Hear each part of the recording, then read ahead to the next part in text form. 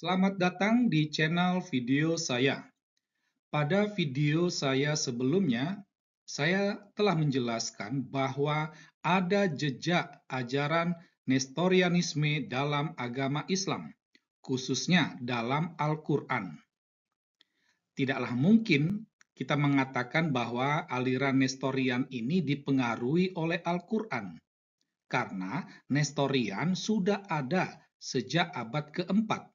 Sementara Islam itu baru muncul pada abad ke-6, jadi 2 abad sebelumnya. Kita harus mengakui bahwa aliran Nestorian ini itu dipengaruhi juga oleh aliran Gnostik. Ya, jadi ada jejak Gnostisisme dalam Nestorianisme. Nah, karena Nestorian ini ada dalam Islam, maka bukan tidak mustahil ada juga Gnostisisme dalam Al-Quran. Ya, maka pada kesempatan kali ini, ya, saya mau mengajak Anda untuk melihat adanya jejak Gnostisisme dalam Al-Quran, khususnya surah An-Nisa ayat 157 dan 158. Namun sebelum kita membahas topik kita, jangan lupa terlebih dahulu mengklik tombol subscribe, aktifkan loncengnya, dan mohon video ini diklik tombol like-nya.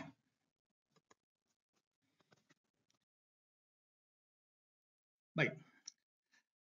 Gnostisisme itu secara sederhana dapat dipahami sebagai pengetahuan tinggi yang diperoleh dari alam mistis. Jadi artinya sesuatu yang tidak nyata, tidak nampak, ya kelihatannya saja, gitu. Aliran ini sudah ada jauh sebelum kelahiran Yesus, ya. Jadi sudah ada sebelum Yesus lahir, ya. Itu sudah ada. Jadi artinya dia sudah ada pada zaman sebelum Masehi, ya, itu. Nah, ada yang menduga bahwa aliran ini berasal dari Mesopotamia, lalu menyusup ke Yudaisme sebelum akhirnya berkontak dengan kekristenan awal. Aliran ini baru berkembang pesat antara tahun 130 dan 180 Masehi. Nah, apa dan bagaimana pandangan Gnostisisme terkait Yesus Kristus? Ya, jadi Gnostisisme ini memiliki keterkaitan dengan ajaran Yesus tentang Yesus Kristus itu. Ya, jadi aliran ini berpendapat bahwa Yesus lahir sebagai manusia, ya. Jadi waktu kelahiran itu yang muncul itu Yesus manusia. Lalu pada peristiwa pembaptisan, Yesus yang ilahi turun ke dalam Yesus yang manusia. Jadi bisa kita katakan pada peristiwa pembaptisan itu muncul Yesus ilahi. Pada saat berkarya, Yesus yang manusia dan yang ilahi ini bersatu. Kelihatan seperti manusia, tetapi padahal itu ilahi. Kelihatan seperti ilahi, padahal itu manusiawi. Itu seperti itu.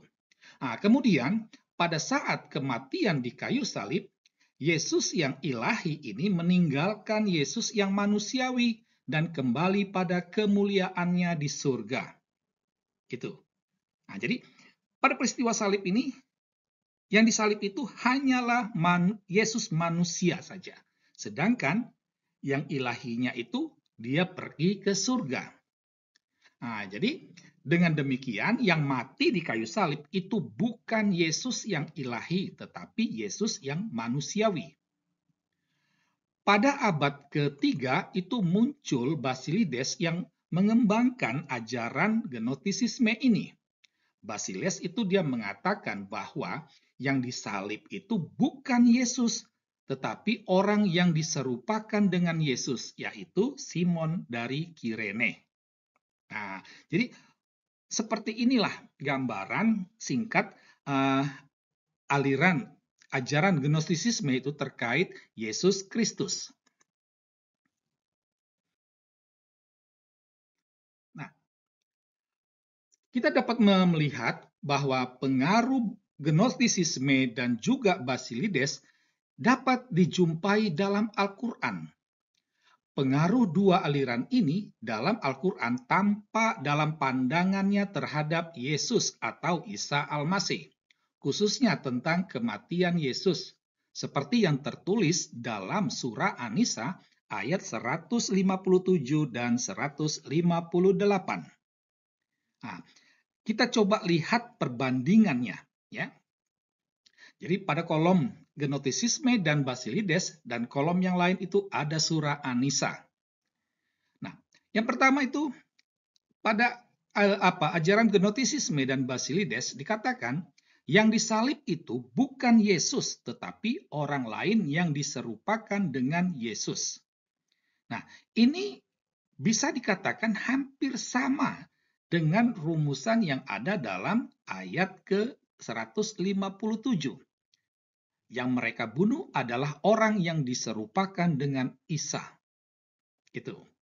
Yang kedua, pada peristiwa salib, Yesus ilahi meninggalkan raga manusiawinya dan kembali pada kemuliaannya di surga. Nah, ini kurang lebih mirip dengan ayat 158. Sana tertulis Allah mengangkat Isa ke hadiratnya. Itu.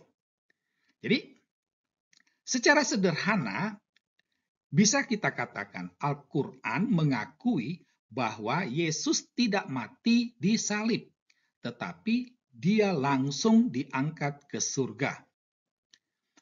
Memang Al-Quran tidak menjelaskan siapa yang disalib itu. Kalau Basilides, dia langsung mengatakan Simon Kirene. Itu. Nah, jadi dari uraian ini kita dapat menarik dua kemungkinan, ya. Jadi kemungkinan pertama, apakah Allah Subhanahu wa taala atau Muhammad yang mengutip ajaran Gnostik dan Basilides? Itu. Jadi bisa kemungkinan tuh. Apakah Allah Subhanahu wa taala atau Muhammad yang mengutip ajaran Gnostisisme atau Basilides? Karena tidak mungkin kebalikannya, ya. Tidak mungkin Basilides mengutip wahyu Allah pada Muhammad, karena Muhammad sendiri, jangankan Muhammad, neneknya saja kakeknya saja belum hadir. Nah, itu. Kemungkinan yang kedua itu apakah Allah Subhanahu wa taala ini menurunkan wahyunya itu kepada kaum Gnostik dan Basilides? Jadi ada dua kemungkinan ini. Jadi sangatlah baik kalau para ulama, para cendekiawan Islam, ya, para ahli Islam itu coba mengkaji ini, ya, meneliti ini. Ya, mana yang dari dua kemungkinan ini mana yang benar?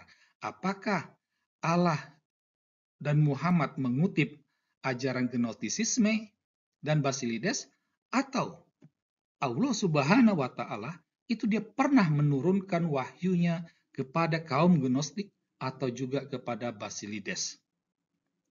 Ini perlu dijawab oleh umat Islam. Sekian dan terima kasih.